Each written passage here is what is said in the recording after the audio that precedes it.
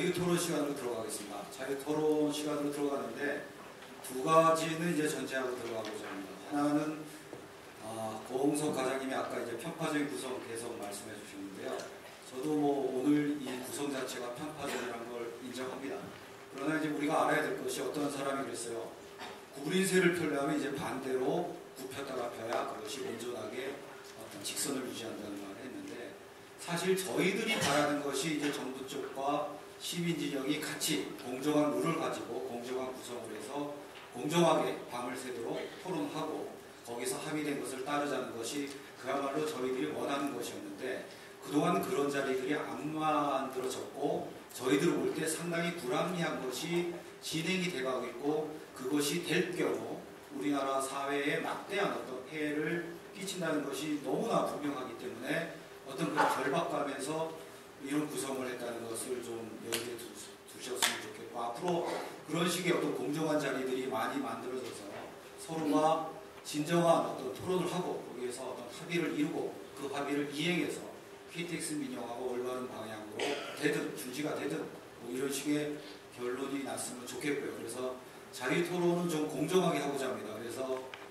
김성희 선생님, 그 다음에 고홍석 과장님 이렇게 양쪽에 한 분씩 또 말씀을 하시고 또 중도에 쓰신 것 같은 이제 황 교수님 또 말씀해 주시고 그 다음에 이 플로어에서 저를 기준으로 해서 좌쪽에 있는 분 한 분 또 우편에 있는 분 한 분 그래서 좌우 균형을 이루도록 하겠고요. 그리고 또 하나는 이제 양해 드릴 말씀은 이 지금 점심시간이 다가옵니다. 그래서 배가 고프면 우리가 원신이 되기 때문에 아무리 좋은 말을 해도 짜증이 나게 되어 있습니다. 그렇기 때문에 시간을 좀 이제 줄여서 거의 50분에 맞추거나 아니면 55분 정도에 끝내서 한 시간 안 넘기도록 진행을 하겠습니다.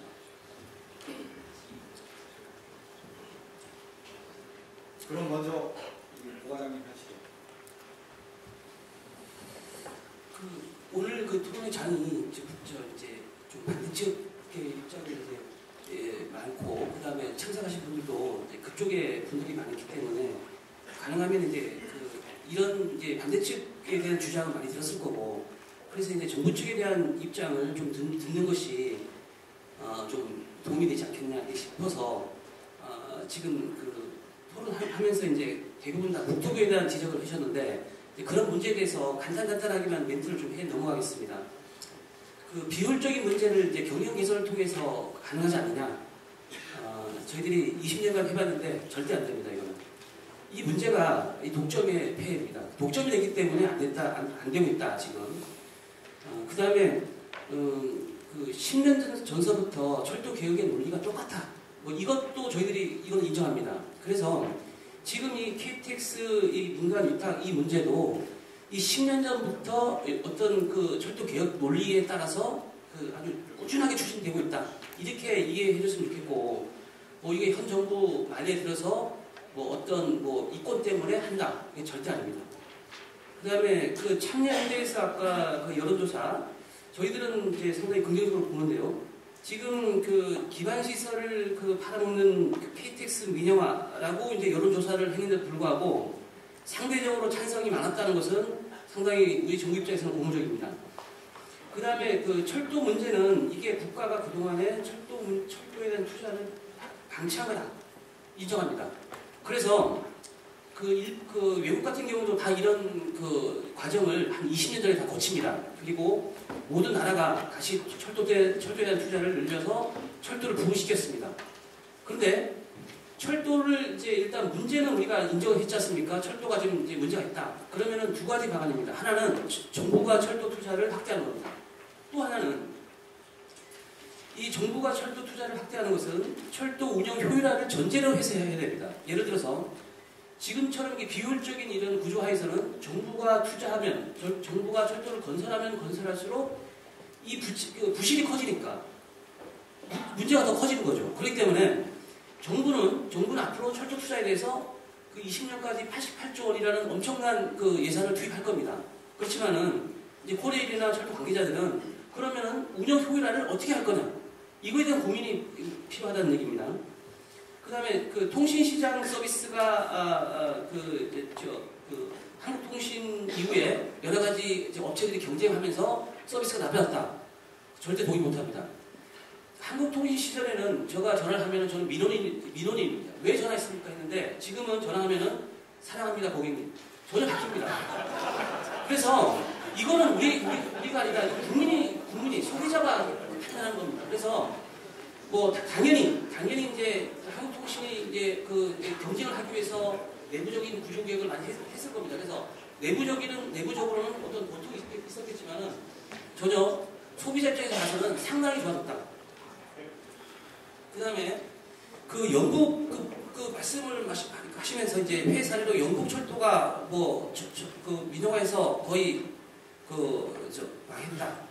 했다 뭐 이러는데 지금 그렇습니다. 이거는 영국 철도도 이렇게 보시면은 구조개혁하는 민영화하는 단계 초기에 기반 시설을 이제 민간한테 매각하는 이런 과정이 있었습니다. 그래서 저희들은 이제 절대 그렇게 하지는 않았고 그리고 이제 영국 철도도 가만히 있었던 게 아니라 그런 걸 보완했죠. 다시 국유화하고 이렇게 해서 현재까지 진행되고 오고 있습니다. 모든 교통시장에서 모든 그 어떤 구조개혁이 성공했냐 실패했냐의 관점은 정확합니다. 손님이 늘었느냐 줄었느냐. 손님이 늘었으면은 그 시장은 성공한 거고 손님이 떠나면은 그러니까 서비스가 나쁘고 요금이 오르고 사고가 많이 나면은 당연히 손님이 떠납니다. 그런데 보십시오. 영국 철도는 똑같습니다. 그 전에 민영화하기 이전에 사용화됐죠. 손님이 다 떠났죠. 보십시오. 손님이 지속적으로 다 줄어듭니다. 그런데 민영화 이후에 지금까지 수요가 계속 늘고 있어요. 이거를 우리는 정확히 보셔야 됩니다. 그래서 저희들은 일부 그 영국 철도에 문제도 있었지만은 결과적으로 그런 부분을 많이 개선해가지고 어떤 이런 소비자들한테 서비스는 좋아졌다. 그리고 요금도 우리가 지금 그 이제 밖에서 외국에서 하는 것처럼 요금도 오르지 않았다. 그 다음에 해외 철도 시장을 진출하기 위해서는 코레일을 어떤 부실화라고 이렇게 지적해서는 안 된다는 얘기 말씀도 있었는데 저희들은 그 코레일이 해외 시장 진출하기 위해서는 그 효율성, 그 비효율을 빨리 타파하는 것이 최고입니다. 비효율적인 구조를 갖고 그 해외 시장 진출하는 건 저는 반대입니다. 그 다음에 그 다른 공기업들은 부채가 많은데 거기는 이제 얘기도 안 하고 왜 코레일만 갖고 얘기하냐? 그 문제는 다릅니다. 지금 도로공사나 수장공사나 모든 그 공사들은 영업 부채로 발생하는 게 아닙니다. 부채가 다 도로를 국가를 대신해서 기반시설을 깔고 건설 부채입니다. 그렇기 때문에 그런 부분에 대해서 저희들은 이해해야 되고 철도공사의 부채는 어디 뭐 철도를 건설한 투자해서 발생한 부채가 아니고 그거는 순수 영업 부채이기 때문에 저희들이 지적을 하고 있는 겁니다. 그리고 그런 부채와 관련돼서도 계속 그 경비는 계속 늘어나고 있는 이런 문제를 지적하는 겁니다. 그 다음에 지금 아까 오은호 박사님이 말씀하신 그 요금을 인하할 수 있다는 것은 꼼수다. 요금을 인하할 수 있다는 꼼수다. 근데 저는 그렇게 봅니다. 저는 지금 경부선 KTX도 요금을 인하할 수 있습니다. 지금 그 KTX의 수익금, 이익금의 일부를 약 한 3천억 원 규모를 일반 철도에다가 지원합니다. 근데 원칙적으로는 그 KTX 수입에 초과 이익이 발생하면은 일단 이자를 갚아야 되겠지만은 그 부채 이자를 갚아야 되겠지만은 그것도 만약에 안 갚는다 그러면은 당연히 소비자한테 돌려줘야 됩니다. 근데 지금도 KTX가 수익이 난다 그러면 당연히 요금을 내려주는 게 맞죠. 그런데 소비자가 그 향료에 대한 편익을 지금 철도공사는 어떻게 합니까? 그 수익을 그 아무 대가도 없이 일반 철도에 운영하는 직원들이 인건비로 써버립니다. 그건 안 된다는 얘기입니다. 그런데 앞으로 이런 구조가 이런 일반 철도와 이런 고속철도의 그 아주 그 암묵적인 교차 보조, 이 교차 보조를 끊겠다는 얘기입니다. 그래서 그 장기적으로는 이제 그 수요발 KTX를 민간한테 참여를 시켜서 소비자의 그 어떤 철도 요금을 내리고 그 다음에 그 일반 철도 같은 경우도 그 교차 보조를 단절함으로 해서 과감한 구조조정이 필요하다 봅니다. 그리고 법적인 문제를 계속 지적합니다. 지금 저희들은 이런 법적 문제는 아무것도 아니라 생각하는데 지금 이제 아까 그 대한항공이 이제 그 아시아나항공 들어올 때 어떤 총력적으로 저지했다고 제가 말씀드렸는데 이런 부분에 같이 저희들은 그 해석을 같이 합니다. 지금 뭐 역대 철도공사 사장님 비롯해서 많은 이제 의원분들을 동원해서 저지하고 있는데 저희들은 법은 명문적으로 된 문구로 해석합니다. 그래서 철도 기본법에 철도 운영은 어떻게 하도록 규정되어 있냐면은 시장 원리에 따라서 운영된다. 시장 원리. 그리고 국가 외자가 영위한다. 국가 외자라고 하면은 이걸 철도공사를 얘기하는 게 아닙니다. 철도공사를 포함한 모든 사람이 이 철도 운영을 할 수 있도록 큰 원칙적인 그 선언을 한 겁니다. 시장 경제 원리에 따라서 국가 외자가 그 사업을 영위한다. 그리고 아까 사업법 얘기도 했는데 이 정신에 따라서 사업법이 이후에 제정이 되었고 거기에도 여러 사업자가 발생하기 때문에 저희들이 면허 규정을 만들었고 그 다음에 아까 말씀하신 것 중에서 적자 노선에 대한 그 폐지를 할 때 코레일이 운영하다가 운영을 하기 어려우면은 폐지 신청을 한다라고 설명했는데 전혀 틀립니다. 거기 보면은 철도 공사라는 얘기 전혀 없습니다. 철도 운영자를 얘기하는 거죠. 그러니까 철도 공사나 그 다음에 민간 사업자나 이런 분들이 철도 사업법에는 철도 운영자로 되어 있습니다. 철도 운영자가 그 사업을 못할 때는 국가한테 반납하고 국가는 또다시 그거를 할 수 있는 민간 사업자를 선정해서 공익 서비스를 지속적으로 유지한다. 이런 정신이 법에 있고 그리고 이제 또 그런 얘기도 있습니다. 그때 당시에 그 의원 입법을 했기 때문에 이용 의원이 바라는 것이 정답이다. 전혀 그렇지 않습니다. 그런 그 의원 입법 자체도 정부하고 충분히 협의하고 대부분의 문구는 저희들이 만들었습니다. 그리고 그때 시기가 부족해서 정부 입법 형식으로 추진한 것 뿐이지 그게 정부의 의견과 반해서 강력하게 입법이 추진됐다. 그렇지 않습니다. 그것도 정부가 철도 민영화에서 철도 공사로 바꾼 거 그것도 정부가 동의했고 지금도 철도 공사를 민영화할 계획은 전혀 없습니다. 그리고 철도 공사는 당분간 현체제로 유지될 거고 일부 이제 앞으로 신설되는 노선 저희들은 그렇게 봅니다. 지금 철도 공사가 방만하다고 지금 생각하고 있으니까 이런 방만한 사업장을 신설 사업장까지 전파시켜서는 안 되겠다. 그래서 철도의 방만한 구조는 어떤 구조적인 문제가 있기 때문에 현체제 하에서 유지가 되는 것은 뭐 불가피한 일인 것 같고 신설 노선 특히 수서발 KTX라든지 뭐 향후에 앞으로 신설되는 노선에 대해서는 원칙적으로 민간이 참여하는 것이 바람직하겠다고 봅니다. 이상입니다. 네. 우선 김성희 선생님 말씀하시기 전에 제가 사회자로서 간단히 고 과장님께 하나만 질문을 드리겠습니다. 아까 손님이 늘면 이제는 그것이 여러 가지로 좋은 결과인 것이고 또 영국이 철도를 민영화한 위해 손님이 늘었다고 했는데 제가 아까 말씀드렸던 것이 팩트라는 것은 보수와 진보 어떤 이념을 떠나서 힘을 갖는 것이고 그래서 이제 진보 진영도 어떤 당위적인 주장보다는 팩트를 갖고 맞서야 된다는 것. 그렇지만 그 팩트도 이제 조작의 가능성이 있다는 말씀을 드리는데 지금 그 영국 철도의 손님이 늘은 거에서 다른 변수, 예를 들어 인구가 증가했다든가 아니면은 여행의 패턴이 뭐 철도를 선호하는 것을 반대되든가 그런 변수를 무시한 것이 아닌가. 또 민영하고 나서 많은 사고가 나고 엄청난 재정적자가 나고 이런 것들을 갖다가 일부러 빠뜨리고서 그 자기한테 유리한 주장만 하는 것이 아닌가. 왜 이런 질문을 사회자로서 토론자가 아닌데 드리냐 하면은 이것이 단순히 어떤 영국철도 민영화에 대한 하나의 사례뿐만 아니라 정부 주장이 갖고 있는 공통된 사례들이 갖고 있는 문제점입니다. 그거에 대해서 먼저 답변해 주시고 예. 김성희 선생님 말씀 듣겠습니다. 간단하게 아까 사회자님 말씀 중에 정부의 어쨌든 보조금이 늘었다. 그것도 사실은 아닙니다.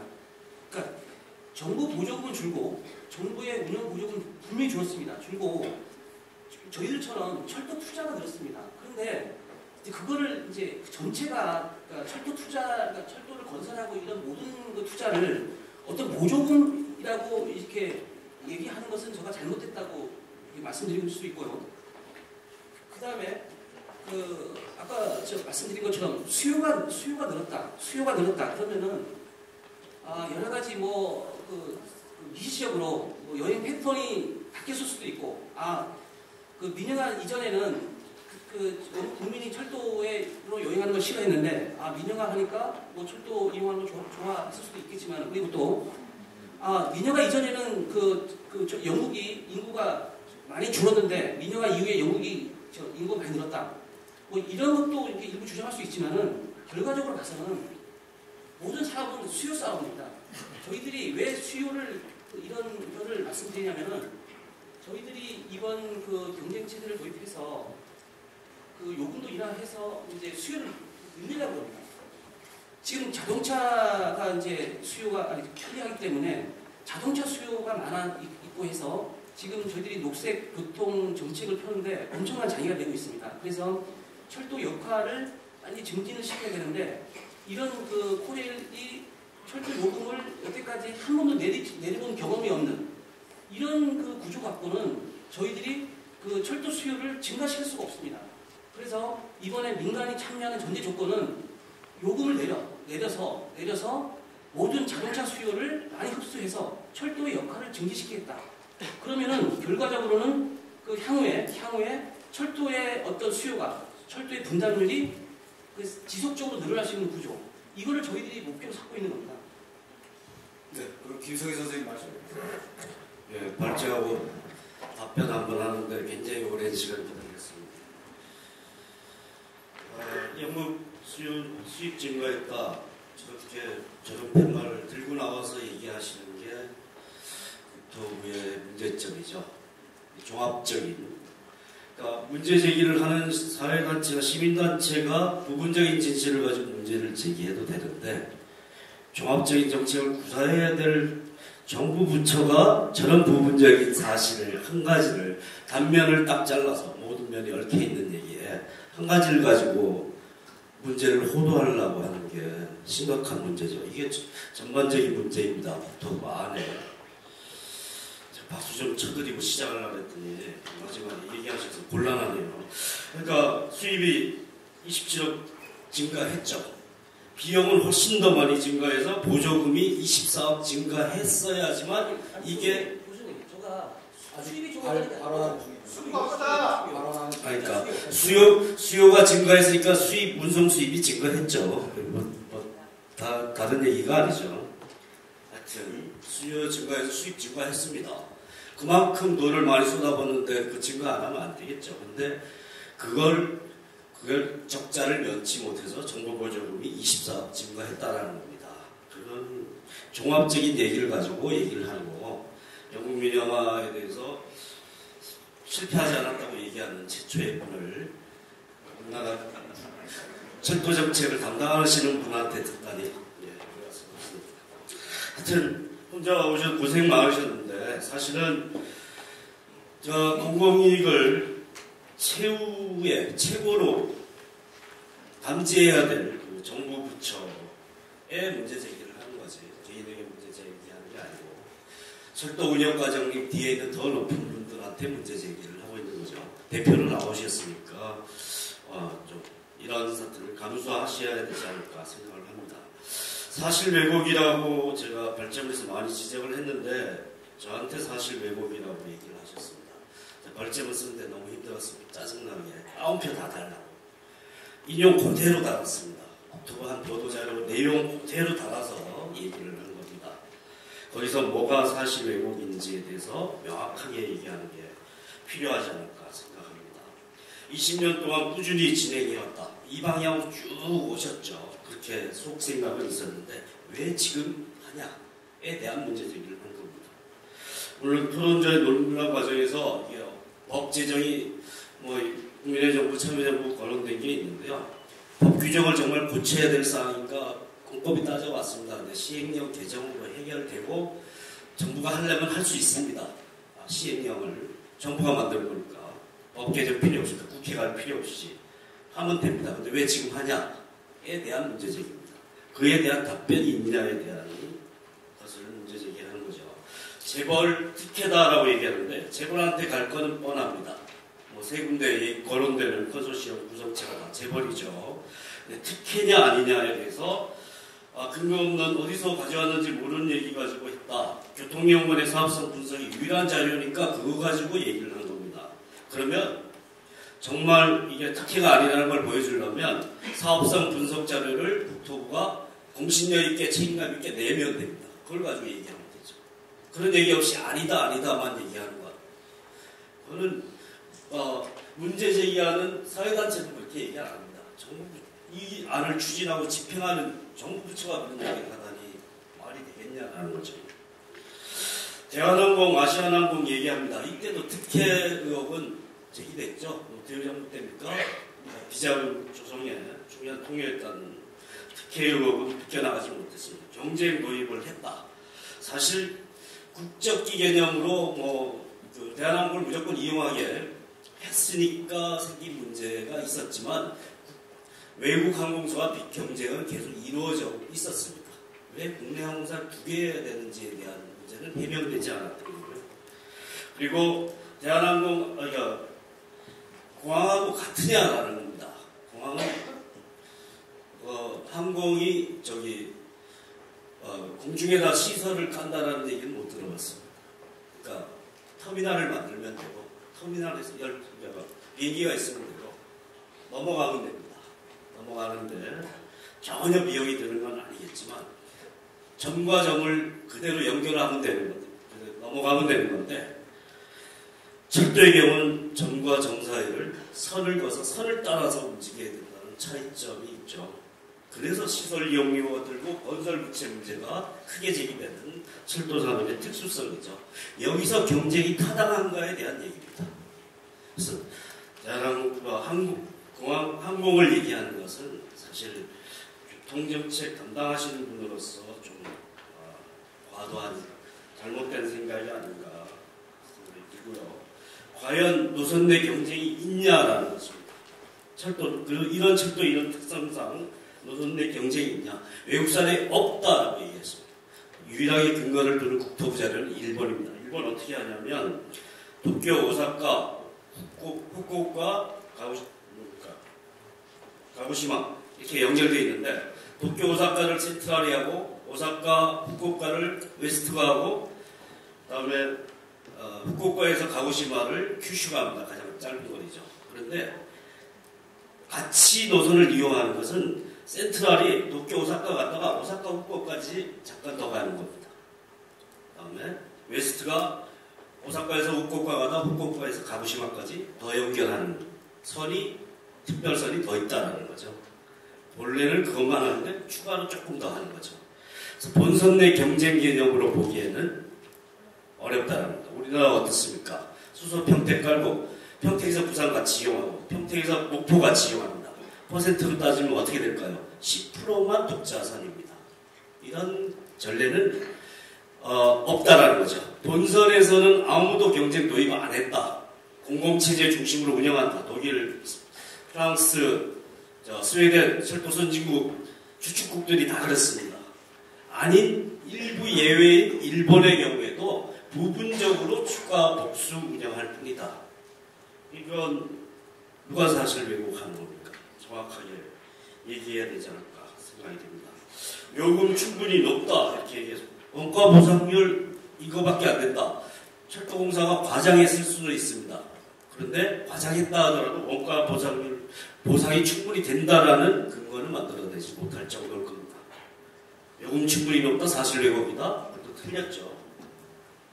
임금 6천만 원 적자가 나는데 인건비 인상하는 걸 문제 삼는 거다 얘기를 했습니다. 여러 자료에서 번방이 됐으니까 얘기를 하지 않겠습니다. 선로 사용료 높지 않다. UIC 통계 비교 자료로 국제철도 통계 영광에서 비교한 자료로 비교한 겁니다. 아니면 아닌 자료를 국토부가 따로 내야죠. 유지보수료 30%를 지원한다? 지원이 아니죠. 서비스를 대가를 지불받는 거죠. 그 철도공사 운영사가 유지보수까지 감당하는 그나마 난 프랑스 제도를 도입했던 대가인데 앞으로 경쟁체제 도입하면 이거 따로 떼야 되고 관제센터 독립해야 되고 별도 그 조직을 만들고 관리할 비용이 듭니다. 이거 추가적인 비용이죠. 이런 것까지 다 감안해야 된다. 건설부채 상환용 아니다. 건설부채 상환하는 구조로 되어 있는데 나는 따옴표입니다. 그것도 국토부 자료입니다. 건설부채 갚을 만큼 이익이 나지 않는 문제이지 구조가 그렇게 되어 있지 않다라는 얘기는 그것도 잘못된 얘기죠.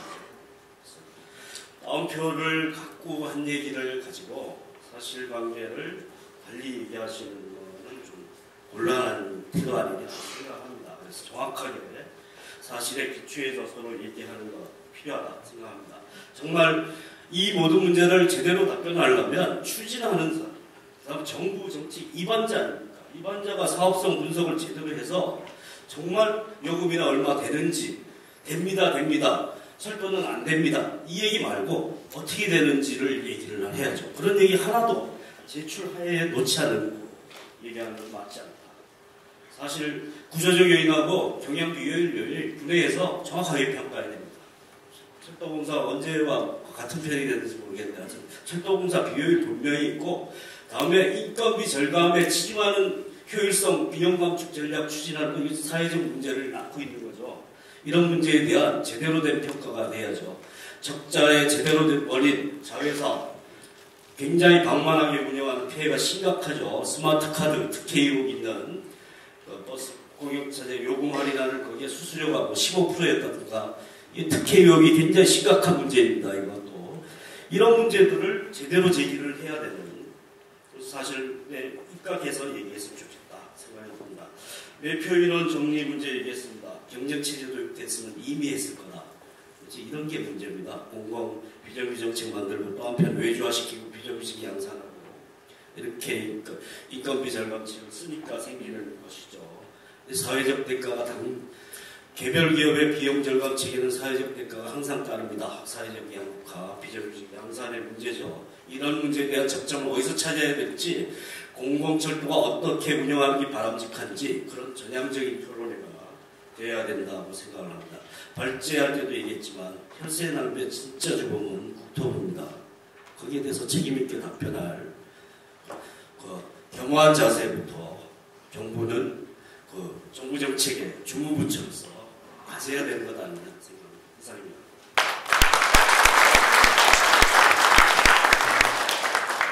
다음은 원래 황시현 교수님께 기회를 드리려 했는데요. 그래서 발제자이셨던 이혜영 선생님도 말씀을 하셔야 될 것 같아서 기회를 드리겠습니다. 이혜영 선생님 말씀 있으실 것 같습니다. 예, 간단히 두세 가지만 말씀드리겠습니다. 저도 정부 측하고 이런 토론에 이골이 난 사람이 있는데 수백 번 했습니다.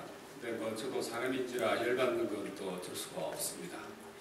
아까 저기 플로어에 계신 분들 표정을 보니까 거의 뚜껑이 열리기 직전에 다 와 계신 것 같은데 특히 식사 시간도 이미 지났고 근데 이런 말씀을 드리고 싶네요. 순전히 제 경험이긴 하지만 그렇게 걱정하지 마십시오.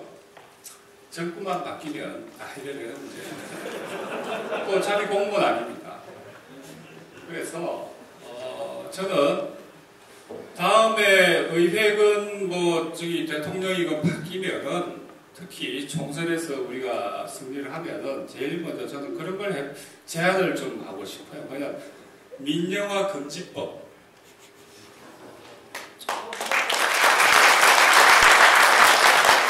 그래가지고 이 민영화를 추진했던 당시의 목표하고 실적이 어긋날 시에는 그 해당 정책 부서에 엄정하게 책임을 묻는 겁니다. 그것도 아주 철저하게 해서 다시는 이 땅에 저런 민영화, 신자유주의 민영화군이 뿌리를 내리지 못하게 아예 저는 뿌리를 뽑아야 된다고 봅니다. 근데 지금까지 우리가 그렇게 못했던 거는 지난 10년에 걸쳐서도 못했던 건 우리 실력이죠. 그게. 오히려 저는 우리한테 문제가 있다 봐요. 저렇게 말씀하신 과장님한테 문제가 있는 게 아니라 이게 우리의 실력이구나 이게.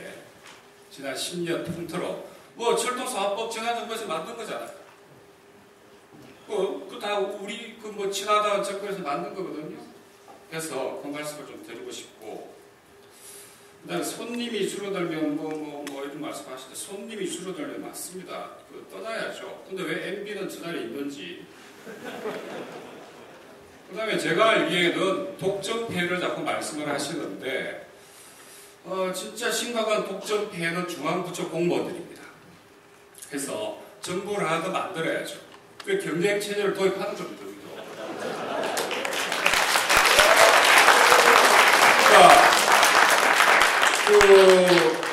제가 지난번에 끝장 토론할 때 저기 어떤 뭐 부처 장관님 오셔가지고 미꾸라지 이걸 자꾸 말씀해 미꾸라지 그 미꾸라지 그냥 두면 안 된다는 거죠. 게을러져가지고 일을 안 한답니다.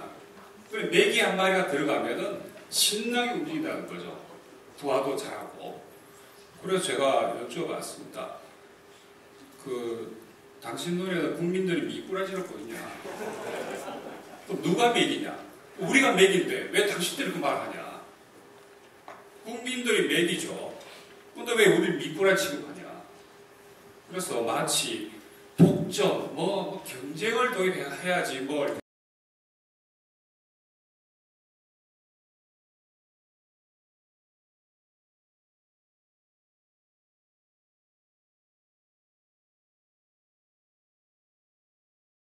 (2002년에) KT 민영화할 때 갑자기 SKT에서 들어간 논리가 독점의 누더기, 즉 누더기를 벗자.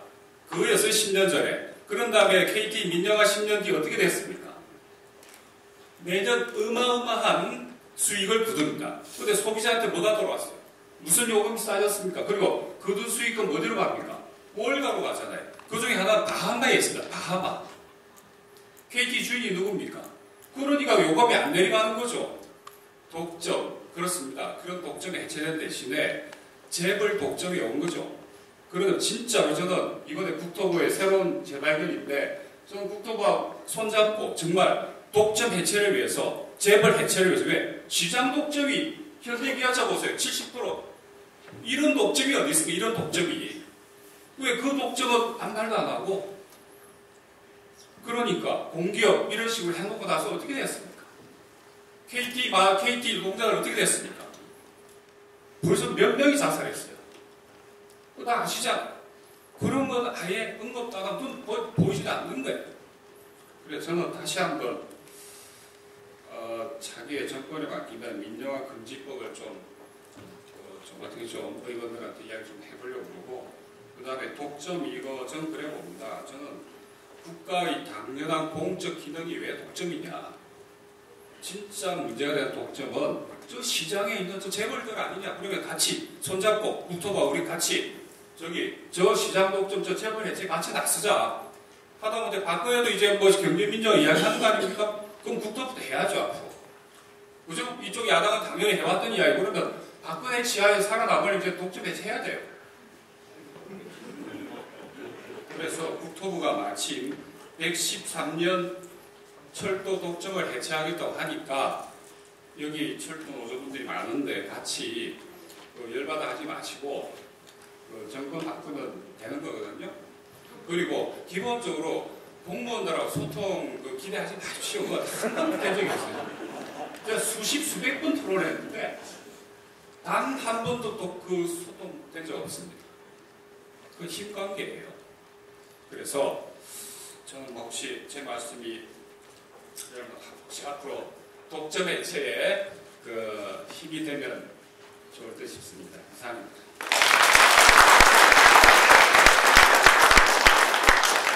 네, 이것스럽게 좋은 비유로 아주 핵심을 잘 강조하신 것 같습니다. 황시영 교수님 말씀드리겠습니다. 긴 시간 가는데 제가 짧게 쓰겠습니다. 짧게 쓰기로 저 사회자님한테 말씀을 드렸습니다. 제가 제일 먼저 공식적으로 사과할 일이 있습니다. 첫 번째 뭐냐 하면 그동안에 이런 연구 프로젝트를 받아가지고 수요를 적정하게 예측하지 못한 보고서를 낸 많은 동료 교수들을 대신해서 여러분들한테 양해를 구하고 용서를 빕니다. 굉장히 중요합니다. 그런 의미에서 여러분들이 그동안에 국가가 한 프로젝트들을 조용히 검토하셔서 그 명단에 제 이름이 나오면 제일 위에 올리시기 바랍니다. 다행히 그걸 안 했기 때문에 말씀을 드리는데요. 왜냐하면은 제대로 정책을 하는데 기여하려고 하는 사람들의 줄은 항상 저 뒤에 가 있거든요. 그러니까 그런 부분을 이제는 지금 이 정책부터 시작하는데 하겠다 하시기보다는 그동안의 데이터를 내놓고 이제는 2012년부터는 이거에 적용한다라고 내놓으실 때 여러분들의 실리를 챙길 수가 있을 것입니다.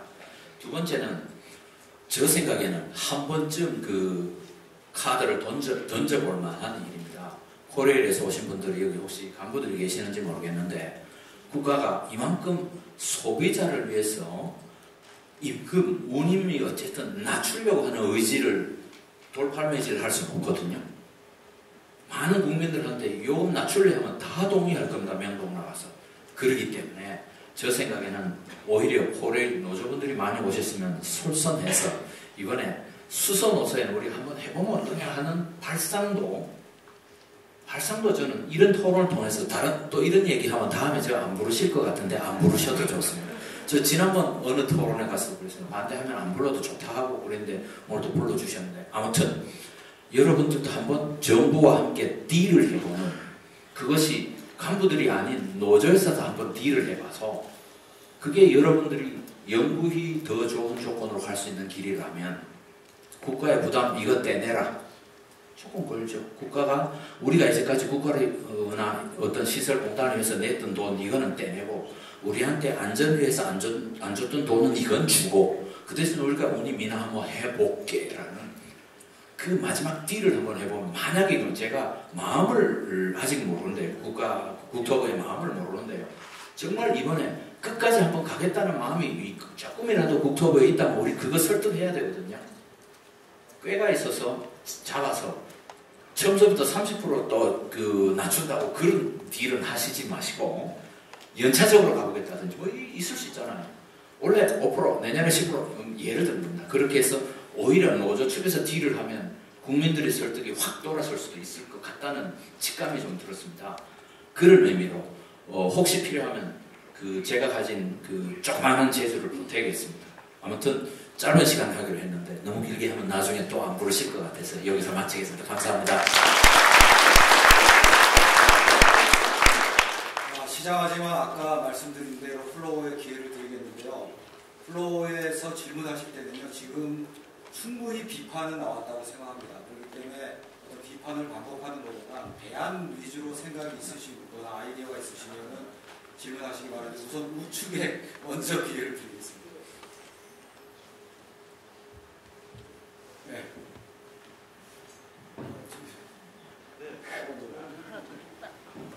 마이크가 없으니까 혹시 이런 마이크. 육성을 하겠습니다. 들리죠? 네, 좀 사실관계를 좀 이렇게 짚고 넘어가야 될 부분이 있어서 제가 이렇게 손을 들고 나왔습니다. 저는 철도노조 기획국장 김용남이라고 합니다. 국토부가 이렇게 뻔뻔해도 뻔뻔할 수가 있냐? 다시 한번 이렇게 확인했습니다. 우리도 좀 뻔뻔해지자라는 취지로 좀 말씀을 드리는 게 오늘 토론회 관련해서 자기 혼자 왔다라고 이야기를 하시는데 사실은 이게 반대측 관련해서 이렇게 교통연구원 이재훈 본부장을 불렀거든요. 근데 안 왔어요. 그리고 필요하면 한 번 더 패널을 추천해라 했는데 추천을 안 했습니다. 그거는 저희들이 좀 이렇게 정말 좀 이렇게 양심적으로 했는데 그것조차도 왜곡을 하는데 사실은 2011년도 한국교통연구원이 4차례를 토론을 했습니다. 그런데 단 한 번도 반대측 토론을 불러본 적이 없습니다. 노조측한테 노조 와서 반대 토론해달라고 한 적도 없습니다. 그랬던 사람들이 지금 와서 이렇게 편파적으로 이야기하느냐라고 주장한다는 것은 진짜 후한무치한 게 아닙니까? 두 번째, 1월 20일 날 저녁 6시 반 넘어가지고 그때 연말입니다. 연말이 아니죠. 연휴 구정 들어가기 직전에 공문을 보내가지고 30일 날 토론하겠다. 사실은 구정 전이니까 좀 일찍 내려가지 않습니까? 공문 못 보냈어요.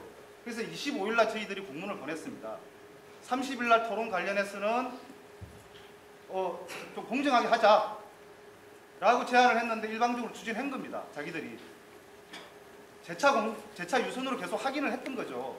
그런데도 왜 이런 식으로 하냐라고 편파적으로 이야기하냐는 것은 아주 어불성설이라는 거고 마지막으로 토론과 관련 없이 좀 말씀 하나만 더 드리겠습니다. 코레일이 방망경영 이야기하시는데 비효율적인 거 있으면은 맞습니다. 고쳐야죠, 당연히. 고치는 건 맞는데 아시다시피 얼마 전까지 경찰청장 출신이 사장이었어요. 누가 내려보냈습니까? 국토부가 내려보낸 거 아닙니까? 그리고 또 얼마 전까지 부사장이 국토부 관료 출신이었어요. 해마다 내려오는 게 지금 국토부에서 내려보내는 거 아닙니까? 또 참고로 철도시설공단 이사장이 또 국토부 관료 출신이에요. 이랬던 사람들, 철도라는 산업 자체를 망가뜨렸던 사람들이 사실은 국토부인데 이제 와서 방망경영을 주장한다는 것은 진짜 후한무치하고 진짜 안하무인이다. 이것을 말씀드리고 싶었습니다. 이상입니다.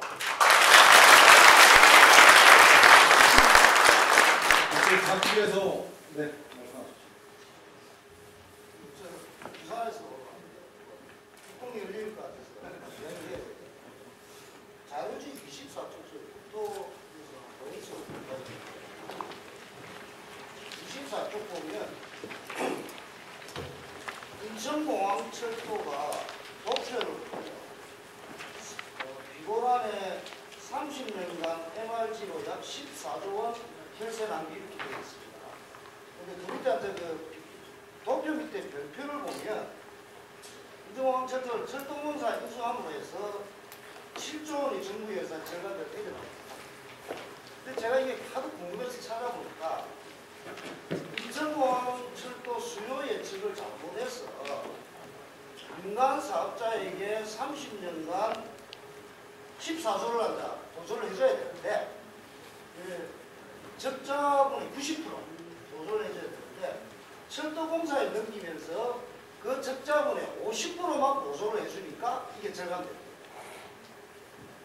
그러니까 역으로 얘기하면 민간업자는 수요 예측을 잘못해서 폭이 생기면 거의 100% 가까이 정부 국고로 주고 그 다음에 철도공사는 뭐 적자를 받았는데 그 적자분은 50%만 보조를 안 해주니까 그 50%는 당연히 50%의 운영적자로 남게 되죠.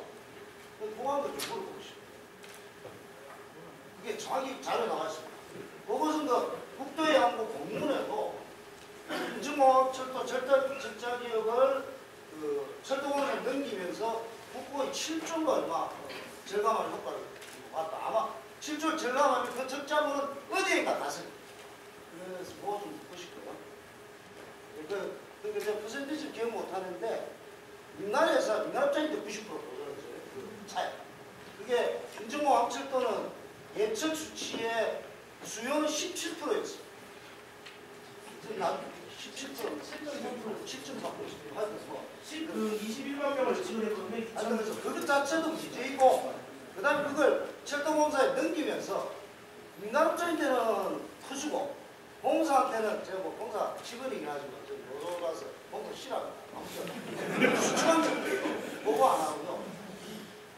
짧게 뭐가 한 개만 질문하면서 단답으로 저 오늘 여기 와서 제가 비교를 좀 명확해졌는데 비효율적 구조라는 게 계속한테 말씀하셔서 직방적으로 임금이 너무 많고 정규직이 너무 많다 이거 정확하게 제가 방망하는 경영을 잘 모르겠어요. 제 경제가 아니라서. 그 다음에 도둑놈이 있어도 철도에 현 정부 도둑놈보다 덩치가 작아요. 해먹어도 돈이 없어서. 그래서 비효율적 구조의 핵심은 정규직을 대폭 줄이고 전 직원들 대다수를 외주화시키면 임금을 3분의 1 줄이는 게 이거 아니에요. 그리고 6천만 원, 7천만 원을 받는 50 넘은 사람 내일까지 다 시켜야 된다 이 말이에요. 맞죠? 비효율적 구조라. 그리고 20% 요금 다운시키는 그 기초는 교차 보조되는 3,000원 요걸 수수 KTX는 안 주겠다는 거예요. 분명히 말씀했죠. 그래서 흔히 이야기한 요금을 일하시킬 수 있는 재원은 뭐냐면 교차 보조하는 걸 끊고 임금을 반 이상으로 뚝딱 하고 요 요금에서 20% 요금을 깎고 그 중에 자기도 남겨야 된다. 유명해서 그거 맞습니까? 말씀하세요. 예. 그래서 그렇게 줄여주시죠. 예, 비효율적 구조라 하면 흔히 이야기하는 임금비가 많이 든다 이거죠. 그렇게 줄여주시고 네. 그래서 답변하시죠. 처음에 지금 공항철도의 문제를 먼저 간단하게 말씀드리면 길게는 안 하겠습니다. 공항철도에 대한 그 업무 처리, 그러니까 현대 컨소시엄을 이제 퇴출시키고 지금 코리아한테 운영권을 투자하게 한 것, 그 업무를 저 했습니다. 그래서 코리아한테 뭐 적자 노선을 떠넘겼다. 절대 사실이 아닙니다. 지금이라도 내놔도 좋습니다. 그건. 왜 그러냐면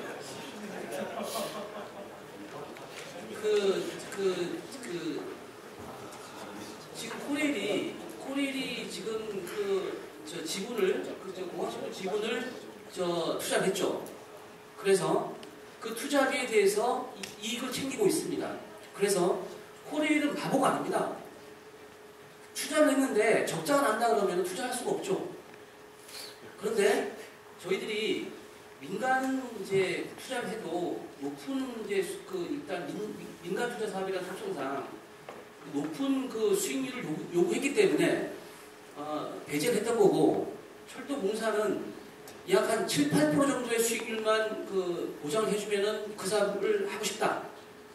그래서 지금 이제 아시다시피 공기업의 어떤 채권 조달 능력이 좋기 때문에, 지금도 좋기 때문에 7, 8%의 수익률만 보장을 한다 해도 이게 많은 도움이 되는 사업이다.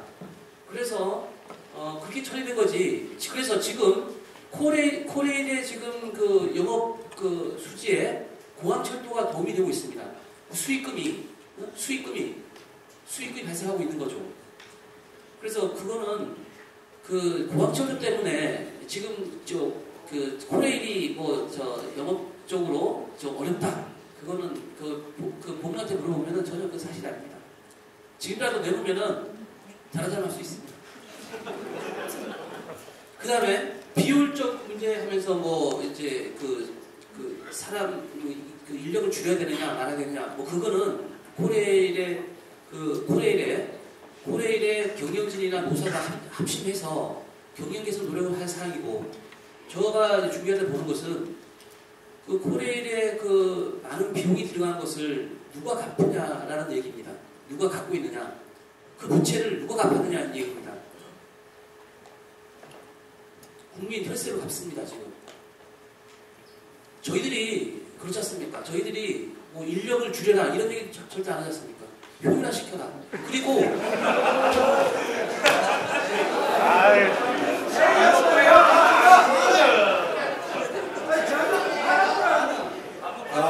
원래 이것을 맞춰야 되는데요.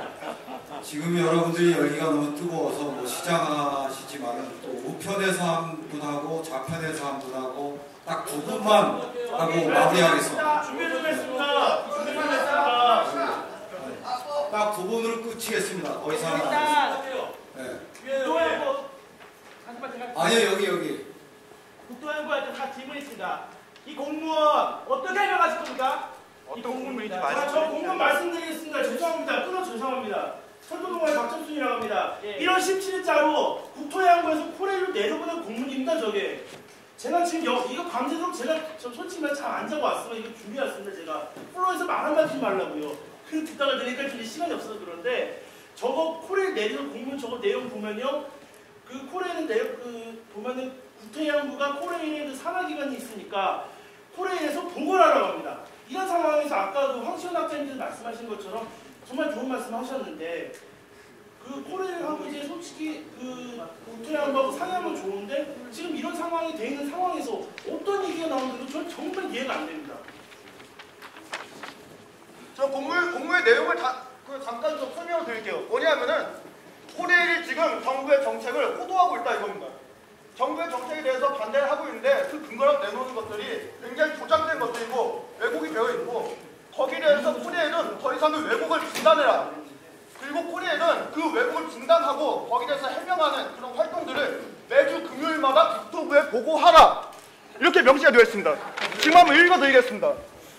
자, 이 부분은 읽어주세요. 현재 정부에서는 철도 이용자의 서비스 제고 등 공공 복리를 증진시키고 나아가 철도 산업의 발전을 도모하고자 2014년 말 완공 예정인 서울 수서역 시종사 이 부분 잘 아실 겁니다. 철도 사업자 선정을 추진하고 있습니다.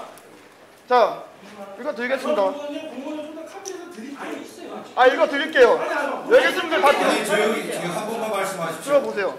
좀 진정하시고. 이 공사에서는 정부에 대한 건의가 있을 경우 공식적인 절차에 따라 건의하여야 하고 필요할 경우 공개 토론 등을 거쳐 합리적인 추진 방안을 마련하는 등 다각적으로 노력하여야 함에도 불구하고 이 공사의 임직원은 정부 정책에 대한 공개적인 비판과 사실관계를 잘못 이해할 수 있는 홍보를 시해하는 등으로 인해 정부 정책에 대한 신뢰도가 심각하게 훼손되고 불필요한 사회적 갈등을 야기하는 등 많은 문제점을 야기하고 있습니다. 이에 따라 다음 사항에 대한 협조를 당부하니 적극 조치해 주시기 바라며 이에 대한 추진 계획과 실적을 매주 금요일까지 우리 부에 보고해 주시기 바랍니다. 이 다음에 가 하나 다가 있습니다.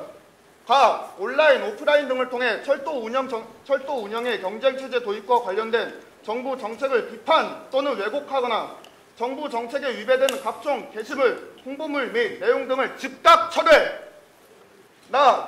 경영진에서는 정부 정책에 대한 노동조합 설명 시행 및 적극 추진에 대한 협조 요청, 전 임직원 종사자에 대한 교육 시행, 온라인, 오프라인 등에서 정부 정책에 대한 비판 자제. D 공사 의견은 공식적인 절차에 거쳐 국토해양부에 건의. 끝. 여러분 이게 말이 된다고 보십니까? 안 됩니다. 한 가지만 여쭤보겠습니다. 국토해양부에서는 철도공사 측에 적법한 절차를 거쳐서 그 자신의 의견을 공식적인 절차를 거쳐서 건의하라고 합니다. 그럼 도대체 국토해양부는 철도공사에 대해서 그 공식적인 절차를 마련해줬습니까? 공식적인 장을 마련해줬습니까? 아까도 여러분께서 말씀해 주셨지만은 그 수많은 토론회들, 밀실 토론회, 누구 하나 공개되지도 않고 누구 하나 참관하는 것도 허용되지 않고 그 끝나고 나서 언론에 보도되는 거 한번 보십시오. 얼마나 편파적입니까? 얼마나 국토해양부의 논리만이 판을 치고요. 그다음에 국토해양부에 찬성할 실론만이 가득하고요. 네, 그것으로 좀 마무리해 주십시오. 우리가 아까 이혜영 교수님 말씀대로 이 분노는 우리가 간직하고 있다가 정권 교체하면 모든 문제가 해결됩니다. 고관원님 말씀 잠깐 듣고 마무리를 하는 방식으로 하겠습니다. 할 말 없다고 하십니다. 그러면 여러분들 이쪽에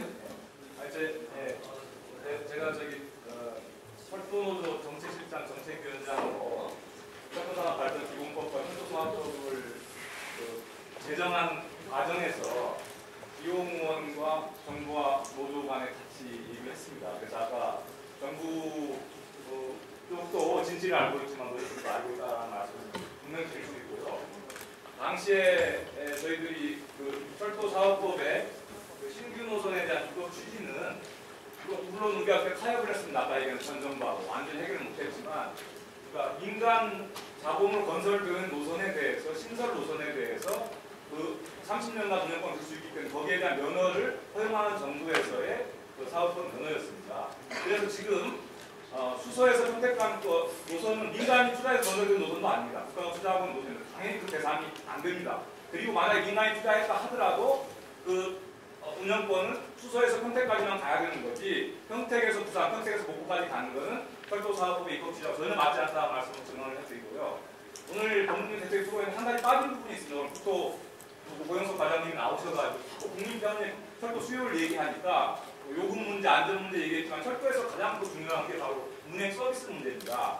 근데 우리가 2002년도에 철도가스 발전 3사가 공동파업을 하면서 김대중 정부의 공원부분 민영화 정책을 위고시켰습니다. 그 뒤에 국토부에서 검토했던 뭔가 하면 고속철도 분리 민영화 정책을 당시에 검토했습니다. 2002년도 말입니다. 그때 논의할 때 저희들하고 핵심적으로 논의되고 사회적으로 당시에 합의된 것으로 알고 있는데 대한민국에서 고속철도 노선은 수서평택이 건설되고 호남고속철도가 건설된다 하더라도 매우 제한된 구간입니다. 그래서 이 고속철도 서비스를 모든 국민이 이용하게 하려면 고속철도와 일반 철도의 통합 운영이 불가피합니다. 예를 들면 이런 문제가 있습니다. 국민편의를 증진시킨다고 하는데 그럼 강남 근처에 사는 우리 서울 시민이 고속버스 강남터미널을 가자고 저희 수서에 가서 고속버스를 철도를 이용을 해야 되는데 그런데 마산에 사는 사람들, 여수에 사는 사람들은 지금 계획대로 하면은 서울역 와서 고속철도를 이용해야 됩니다. 그럼 과연 그렇게 고속철도 수요가 늘어날 수 있는 겁니까? 그래서 그런 점에서 볼 때도 요금 문제 아까 안전문제 지급했고 운행 서비스 측면에서 완전히 잘못된 정책이다. 그래서 국토해양부가 정말 국민 편의를 고민하고 철도 수요를 늘리려고 한다고 하면 철도공사가 이 운영을 낙태하는 게 바람직하다 이런 말씀드리겠습니다. 네, 제가 듣지 않고 이것으로 오늘 학술대회를 마무리하려고 합니다.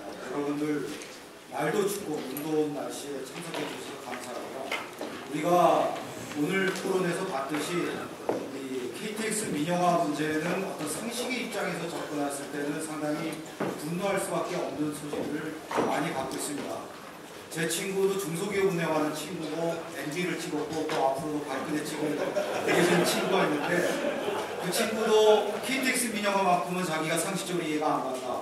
무슨 비위가 있는 거 아니냐 이런 식의 얘기를 많이 하고 한간에서는 뭐 친척 얘기까지 실제적인 이름까지도 나오고 있습니다. 그것을 정부에 관계되신 분들은 유념해 주시길 바라고요. 그 다음에 저희들이 위기심과 어떤 이탈심이 공존하는 것처럼 사적인 영역과 공적인 영역이 공존하고 조화를 이룰 때 사회가 또한 발전할 수가 있고 건져낼 수 있다고 생각하고 그 공적인 영역으로 규정한 것을 더 이상 사회화했을 경우에는 그 사회와 국가가 타락할 수 있다는 점을 우리가 철학적으로 좀 더 인지를 하는 그런 자리가 됐으면 좋겠습니다. 이상으로 긴 학술 토론을 마치겠습니다. 감사합니다.